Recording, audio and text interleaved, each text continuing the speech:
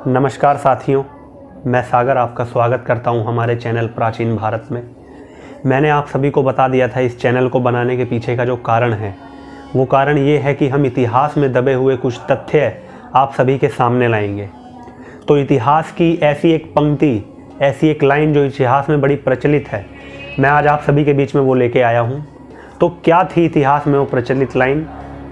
और उस पंक्ति को कहा जाता है सल्तनत शाह आलम दिल्ली तपालम। क्या था इसका मतलब? आइए आज की इस वीडियो में हम जानेंगे कि ये लाइन इतिहासकारों ने क्यों कही। बात है सन 1707 की, जब छठे मुग़ल बादशाह औरंगज़ेब आलमगीर की मृत्यु हो गई थी। औरंगज़ेब आलमगीर ने अपने पीछे सल्तनत बहुत बड़ी छोड़ी थी। ये सल्तनत करीबन 40 लाख वर्ग किलोमीटर पर हुकूमत कर रही थी। औरंगज़ेब के बाद मुग़ल सल्तनत को कोई काबिल मुग़ल बादशाह नसीब नहीं हुआ। इसके पीछे कुछ कारण थे। इसीलिए औरंगज़ेब की मृत्यु के बाद कुछ ही सालों के अंदर मुग़ल सल्तनत का पतन हो गया, मुग़ल सल्तनत ख़त्म हो गई। मुग़ल सल्तनत के ख़त्म होने के पीछे कुछ कारण थे। क्या थे वो कारण? मेरे जो इतिहास मैंने समझा या पढ़ा, उसके द्वारा मैंने ये देखा कि मुग़ल सल्तनत का जो पतन था उसके पीछे खुद औरंगज़ेब आलमगीर कहीं ना कहीं कारण थे। आप लोग कहेंगे कि वो औरंगज़ेब जिसने मुग़ल सल्तनत को 40 लाख वर्ग किलोमीटर पर फैला दिया और मैं उन्हें पतन का कारण बता रहा हूँ।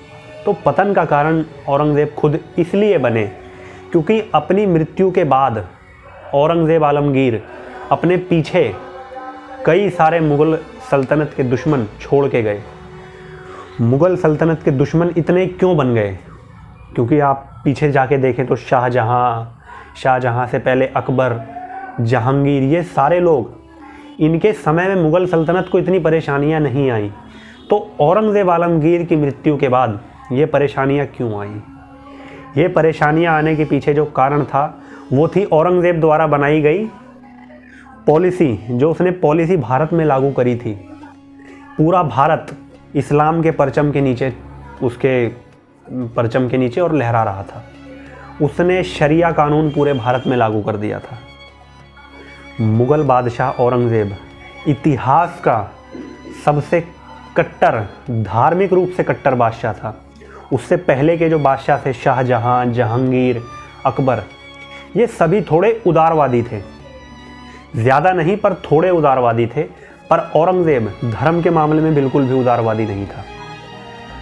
इसलिए औरंगज़ेब द्वारा बनाई गई जितनी भी पॉलिसी थी, जितनी भी रणनीतियाँ थीं, वो कुछ इस प्रकार थीं कि औरंगज़ेब की मृत्यु के बाद मुग़ल सल्तनत के साथ संघर्ष करने वाले लोगों की संख्या बहुत ज़्यादा हो गई।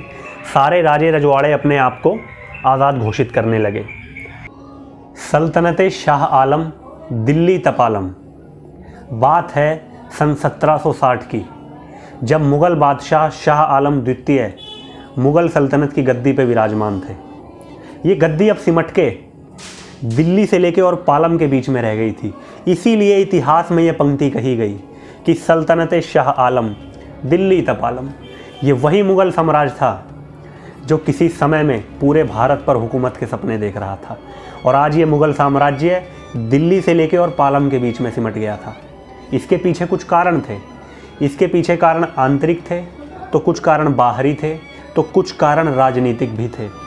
क्योंकि ये वो समय था जब अंग्रेज पूरे भारत पे धीरे धीरे करके अपनी सत्ता स्थापित कर रहे थे। इनसे पहले के मुग़ल बादशाह फर्रुख शियर, जिन्होंने अंग्रेज़ों को लाइसेंस दिया व्यापार का, उनसे पहले के बादशाह जहांगीर, जिनके समय में अंग्रेज़ों ने अपने पैर पसारने चालू करे थे भारत में, यही अंग्रेज़ जो कस्में खाते थे, वादे करते थे कि हम भारत की राजनीति से बिल्कुल दूर रहेंगे, हमें खाली व्यापार करना है, यही अंग्रेज आगे चलकर मराठा एम्पायर, मुग़ल एम्पायर और राजपूतों के लिए खतरा बने थे।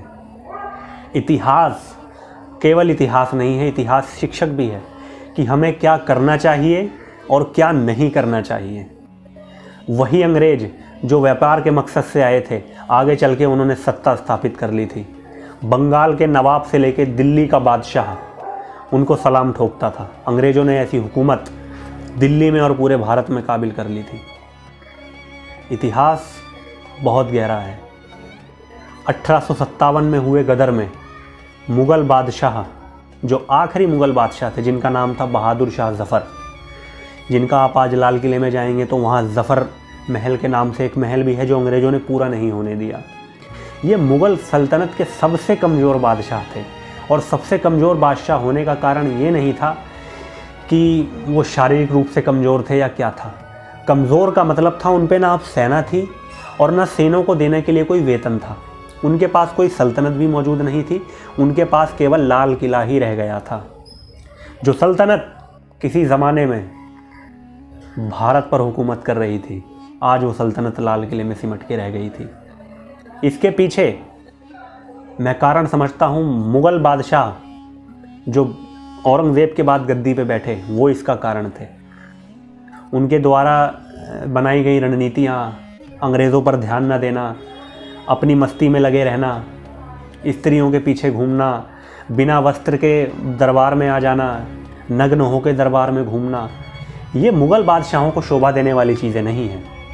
औरंगज़ेब के बाद मुग़ल सल्तनत को कोई काबिल बादशाह नसीब नहीं हुआ। ये एक बहुत बड़ा कारण था मुग़ल सल्तनत के पतन का।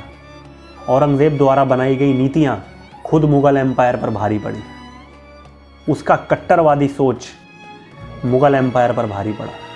ये दुश्मन इतने हो गए थे कि मुग़ल सल्तनत इन दुश्मनों से निपट पाने में नाकाबिल हो गई थी। 1760 आते आते सल्तनत सिमट के दिल्ली से लेके और पालम के बीच में रह गई थी। तो आप सोच सकते हैं कि जो मुग़ल सल्तनत इतने बड़े वर्ग पर हुकूमत कर रही थी, जब वो सिमटी होगी तो सल्तनत के बादशाहों पर क्या बीती होगी। ऐसे ही ज़फ़र ने एक शेर भी लिखा जो उनकी किताब में मौजूद है कि कितना है बदनसीब ज़फ़र दफन के लिए, कितना है बदनसीब ज़फ़र दफन के लिए, 2 गज़ ज़मीं भी न मिली कुएं यार में। बहादुर शाह ज़फ़र मुग़ल सल्तनत के आखिरी बादशाह थे जिनके बेटों को दिल्ली दरवाज़े पर नंगा करके गोली मार दी गई थी। ये वही मुग़ल बादशाह थे जिनके बाद लाल किले पे हुकूमत करने वाला कोई नहीं था। लाल किला अब अंग्रेज़ों की हुकूमत में था। हम ऐसे ही एक नए टॉपिक के साथ अगली वीडियो में आप सभी के सामने आएंगे, और मैं आप सभी से एक गुजारिश करूंगा, आप हमारा चैनल सब्सक्राइब करें। और एक किताब है लेटर मुगल्स, जो कि विलियम इरविन द्वारा लिखी गई है, आप इसको ज़रूर पढ़ें।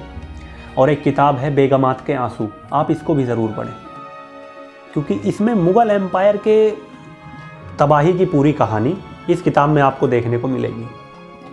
अगली बार हम किसी नए विषय के साथ शुरू करेंगे। तब तक के लिए नमस्कार। हमारे चैनल को सब्सक्राइब करें।